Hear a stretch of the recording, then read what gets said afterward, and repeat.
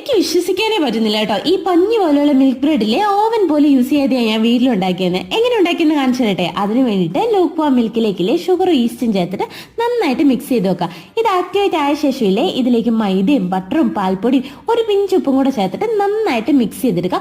1 മണിക്കൂറോളം നമുക്ക് ഇതൊന്ന് റെസ്റ്റ് ചെയ്യാൻ വെക്കാം. അതിനുശേഷം ഇത് ഡബിൾ സൈസ് ആയിട്ടുണ്ടാവും കേട്ടോ. ഇത് വീണ്ടും എടുത്ത് നന്നായിട്ട് മിക്സ് ചെയ്തെടുക്കാവേ. ഇനി ഒരു മോൾഡാണ് വേണ്ട. അതിലേക്ക് ബട്ടർ നന്നായിട്ട് സ്പ്രെഡ് ചെയ്ത് കൊടുക്കുക. ഇനി നമ്മുടെ ബാറ്റർ ഇതിലേക്ക് ഇറക്കി വെക്കാം. എന്നിട്ട് ഒരു 10 മിനിറ്റ് ഇങ്ങനെ തന്നെ വെക്കാം കേട്ടോ. 10 മിനിറ്റിന് ശേഷം ഇതിലേക്ക് നമുക്കൊന്ന് മിൽക്ക് ബ്രഷ് ചെയ്ത് കൊടുക്കാം. അതിനുശേഷം പ്രീ ഹീറ്റഡ് ആയിട്ടുള്ള ഒരു കുക്കർ വേണം. അതിലേക്ക് ഈ മോൾഡ് ഇറക്കി വെക്കാം. വിസിലൊക്കെ മാറ്റി വെച്ച് ഒരു 20 മിനിറ്റ് ഇങ്ങനെ വെച്ച് കൊടുക്കാവേ. അതിനുശേഷം ഇത് ഇതേപോലെ ഉണ്ടാവും. ഇനി മോൾ കളർ വേണമെന്നുണ്ടെങ്കിൽ തിരിച്ചിട്ട് ഒരു 5 മിനിറ്റ് വെച്ചാലും മതി കേട്ടോ. അതിന് ശേഷം ഇതിന് മണ്ടയിലേക്ക് ബട്ടർ സ്പ്രെഡ് ചെയ്ത് കൊടുക്കുക. ഒരു ടവലിലേക്ക് നമുക്ക് ഇതിങ്ങനെ പൊതിഞ്ഞ് വെച്ചാൽ മോയിസ്റ്റ് ആയിട്ടിരിക്കും. ഇനി ആവശ്യമുള്ളപ്പോൾ ഇതിങ്ങനെ കട്ട് ചെയ്യുക, കഴിക്കുക.